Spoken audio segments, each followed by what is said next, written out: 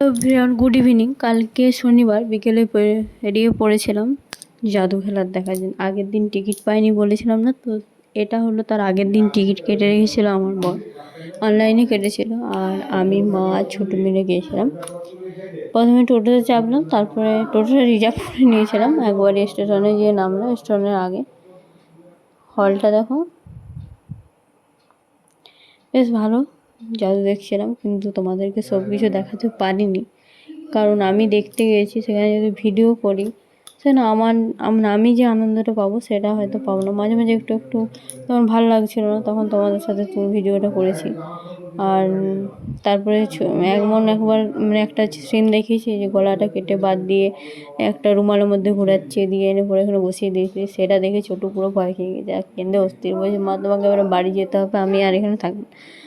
তো শোটা শুরু 5টা থেকে 7টা, 7:30 পর্যন্ত। সেখানে 5:15 করতে শোটা শুরু হলো, আর শেষ হয়ে যাচ্ছে 7টার মধ্যে। তার মধ্যে একবার 10 মিনিট কি 20 মিনিট ব্রেক ছিল। তো আমরা গিয়েছিলাম। তারপরে আস্তে আস্তে একবার বাজারেও ঘোরা হয়ে গেল, বৃষ্টি ওয়েদার ভালো লাগছে।